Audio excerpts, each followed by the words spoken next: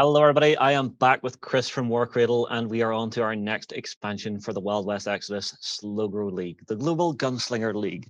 And this time, Chris, you've got something a little bit spicy for us to add. What have we got? It is a spicy meatball.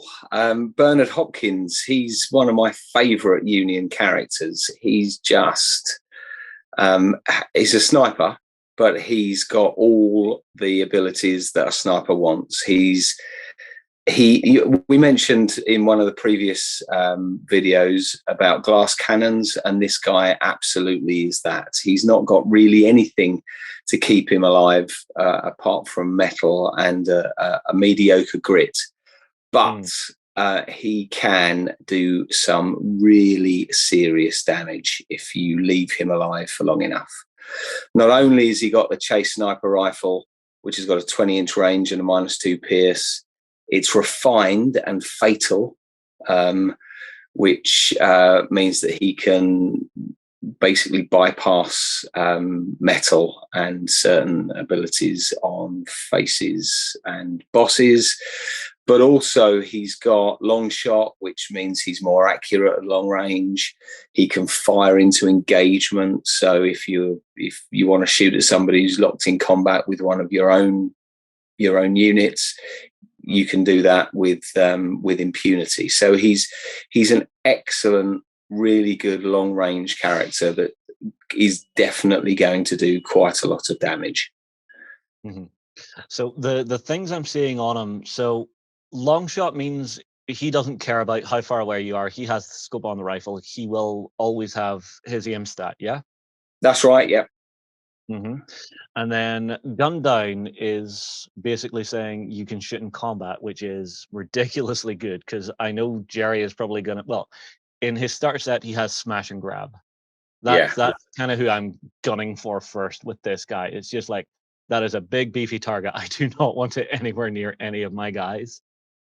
Other than that, so the two abilities on the weapon, let's have a little bit of a closer look at those. So refined, what exactly is refined?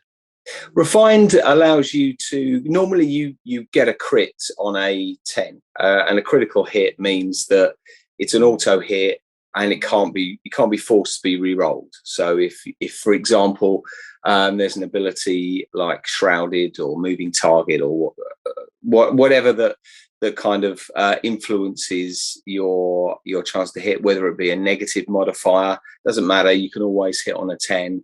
And if you rolled a 10, it can't be re-rolled by anything.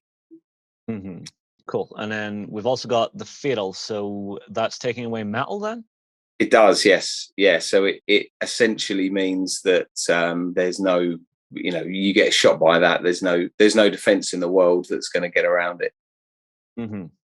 Cool.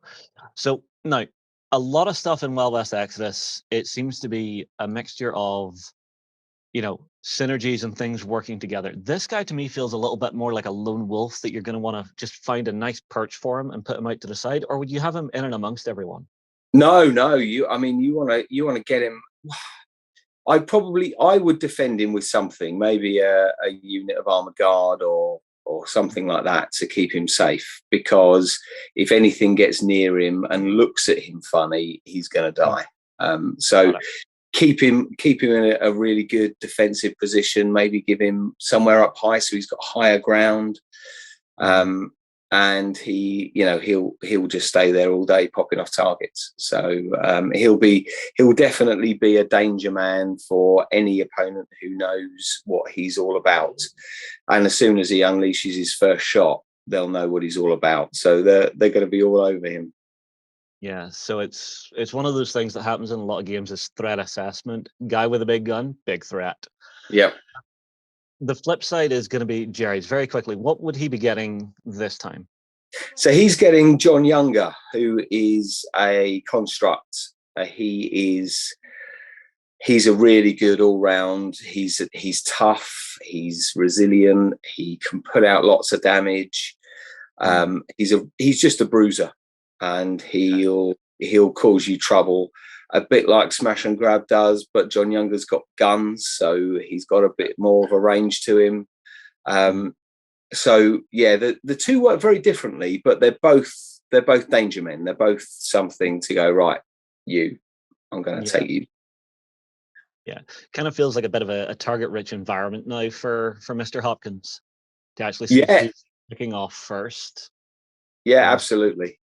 But you know, if Gerry's wise to it and he knows you've got a sniper out there, all he's got to do is stay out of line of sight. So that's the limitation with snipers, is once they're in a location, it's quite easy to not put yourself in the firing line. So you know, it just, again, you're waiting for that mistake where he moves somebody out into his line of sight. I would kind of play this guy like a bit of board denial as well, because if you know he's as dangerous as he is, and I can get a line of sight on an objective that I know Gerry is going to have to go after at some point, Yeah, you know, it's that question of, do I just take the pain and hope I can grab the objective quick enough, or do I have to try and take him out before I can even go near that, which then frees it up for me. yeah, So absolutely. But you know, and the other thing is, if you give him the shot on a unit of hands or troops, then you know, fill your boots. You can kill one guy. yeah, this is, You know, that's your cannon fodder. They're the guys you want him to be firing at, because you know he's going to take him the whole game to get rid of that one unit. Whereas you know, one shot could be enough to take out a boss.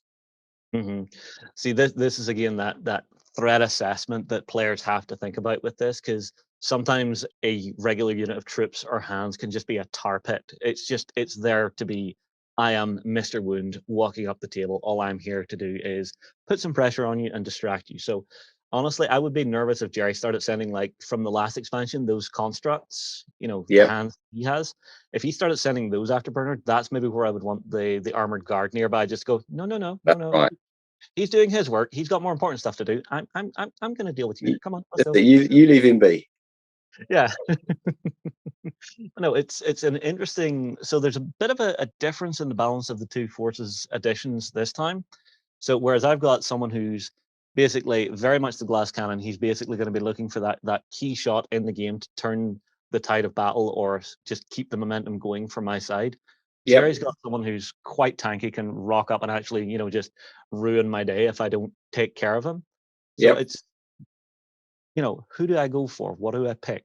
So that's what new players, especially new wargamers, should be thinking about whenever they're coming to the table.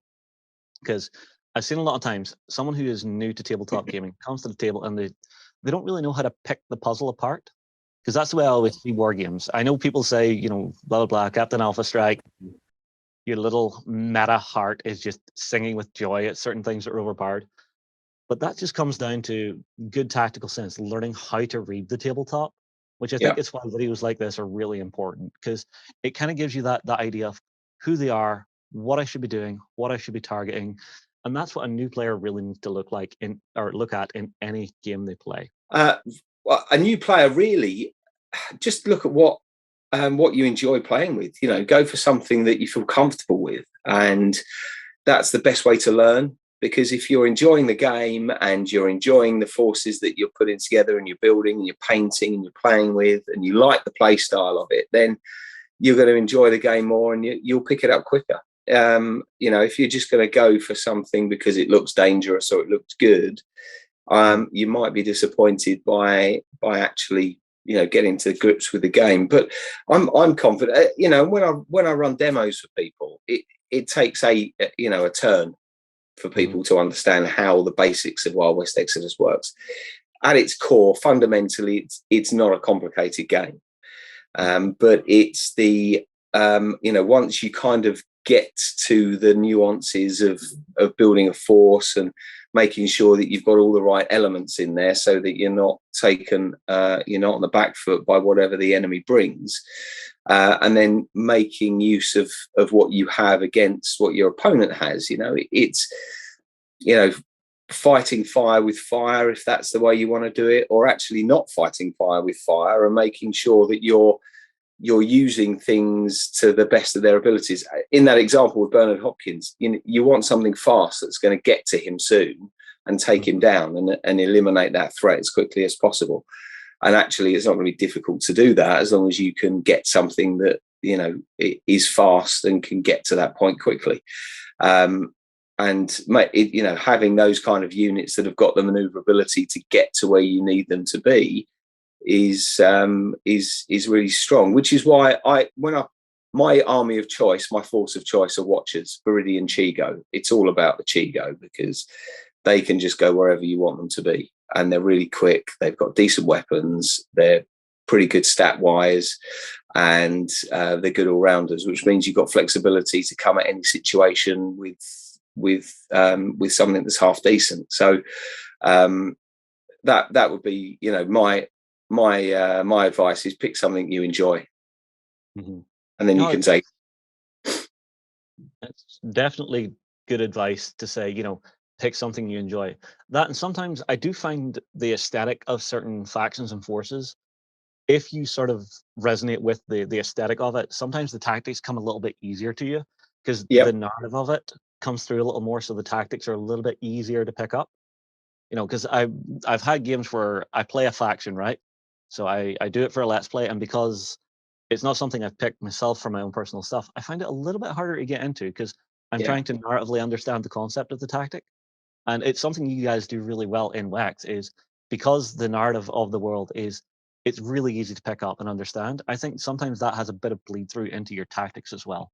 But anyway, I'll tell you what, we'll move on here. We've still got more to add to our forces for both myself and Gerry. Chris will be with us for all of it. If you have any questions, thoughts, or anything you want to add below, what was your first Wild West Exodus faction? What were you adding to your forces to begin with? What made you want to add those things? Make sure and get them in. Myself and Chris will move on. We'll see you again soon.